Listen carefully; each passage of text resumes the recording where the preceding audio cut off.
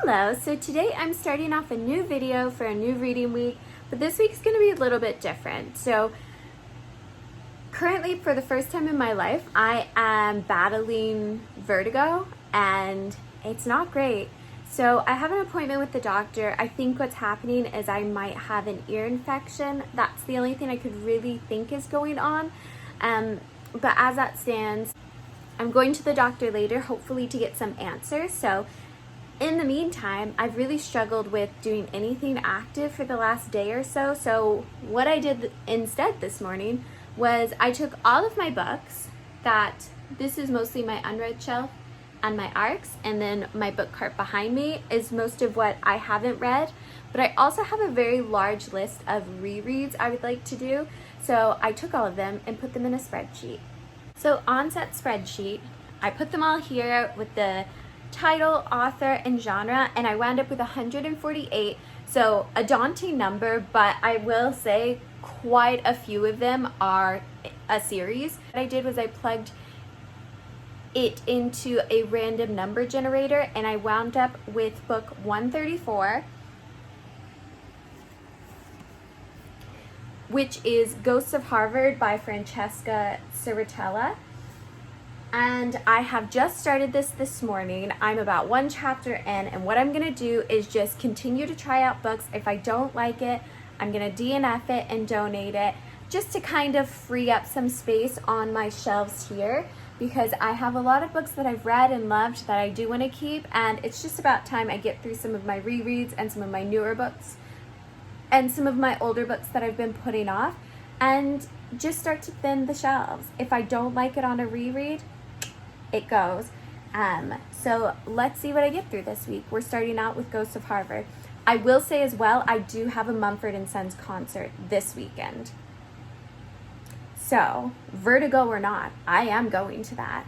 But let's see where we land. Okay, it's with a heavy heart that I have to say I am DNFing my first book of the TBR random generator.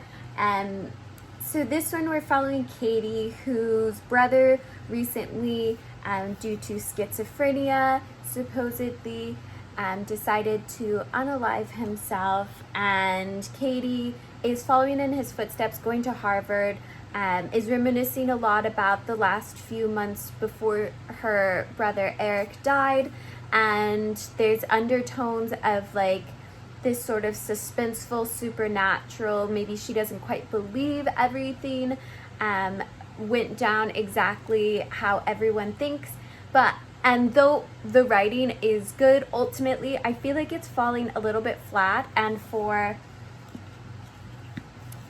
460 pages, I just don't feel I'm at the place where I'm gonna slog through this. I popped onto Goodreads to read a couple of reviews to see does it get any better, and from the looks of it, it doesn't look like it. So I think this is when its time has come and gone, and we're gonna move on. So I have my random number generator up here, and we are going to pick. So it looks like we got 103. So let's see where that takes us. Here.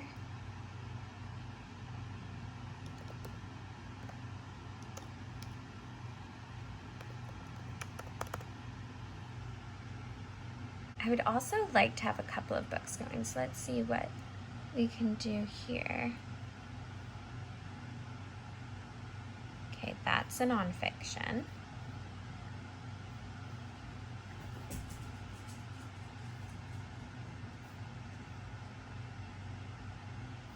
Also a nonfiction.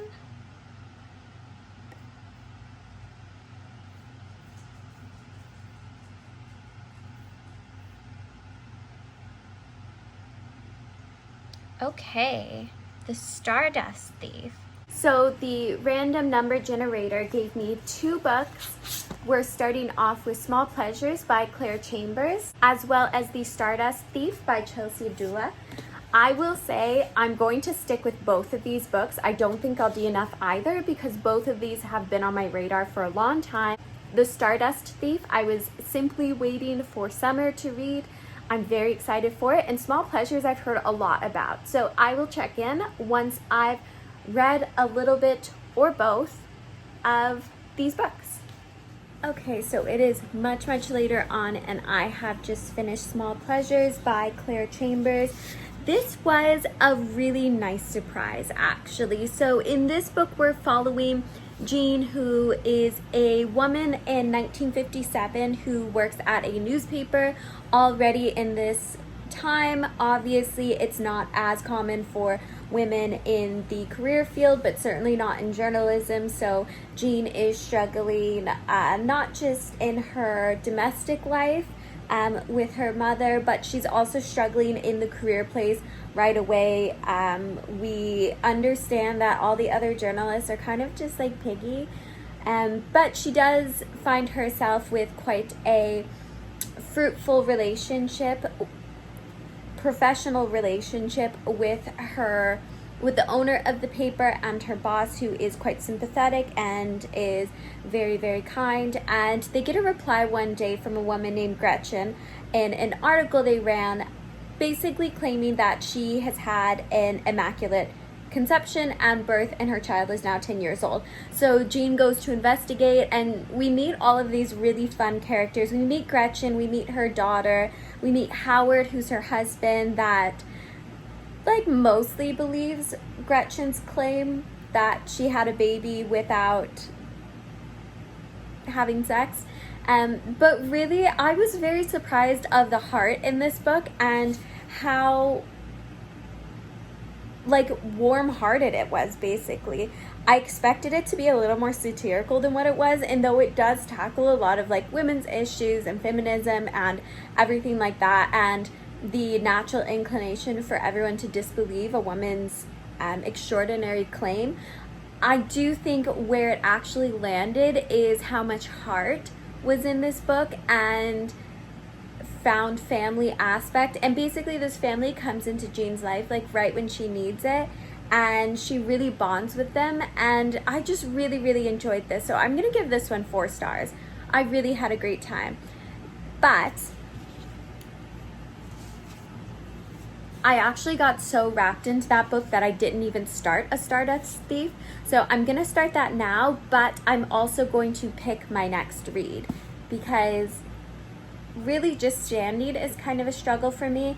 I'm getting an Uber to the clinic here shortly, and hopefully I'll get some answers or some medication. But as it is right now, I'm really having a hard time with just being upright. So the reading continues, but I will pick my next book. So what I'm doing is I'm just dragging down. When I finish something, I will drag it down, put its rating there, and now we know we have 146 books.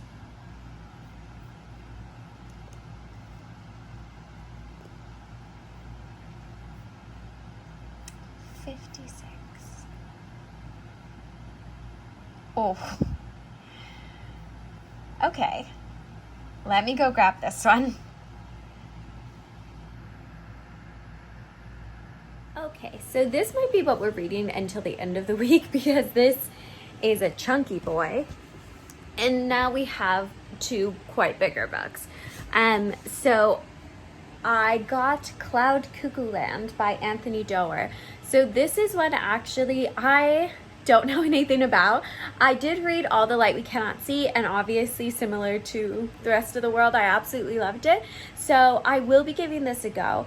I'll update you when I actually have a sense of what it's about. So I am back from the clinic, definitely with not the best news that they couldn't determine what is actually causing the vertigo. So unfortunately, I am referred somewhere else, have to go see someone else.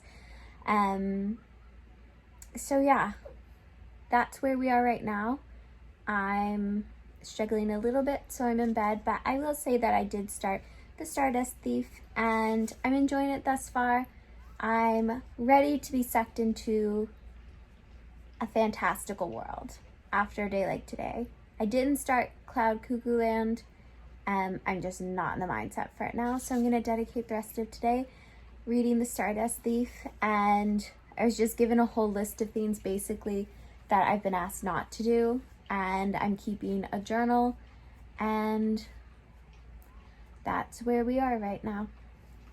Okay, so this is definitely a new filming angle for me, but I continue my struggle with vertigo, so I had to lay down and end work early today, but I wanted to catch you up a little bit on my reading. So last we checked in, I was reading Cloud Cuckoo Land and Stardust Thief. Stardust Thief I have not made any more progress in, so there's not much to catch up on there. But I will let you know that I made it 50% of the way through Cloud Cuckoo Land, and I am DNFing. I think, honestly, what it comes down to is this is not a book for me. This is just, I don't know what audience I would suggest it for, but it feels like I read books that are trying to do what Anthony Doerr is, but better.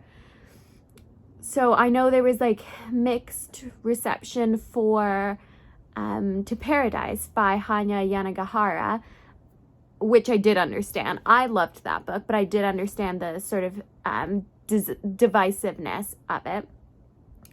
And I think Babel I think Babel by R.F. Kuang would be another one that I feel like it... So at its root, Cloud Cuckoo Land is about history and storytelling and literature. I think in terms of storytelling and the devices used in Cloud Cuckoo Land, To Paradise from Hanya Yanagihara does it better.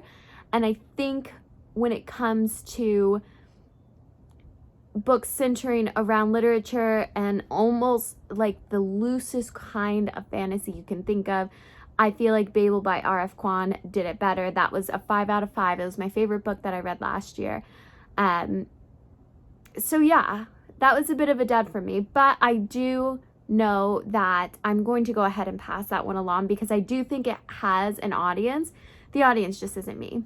And I also wanted to update and say that I made it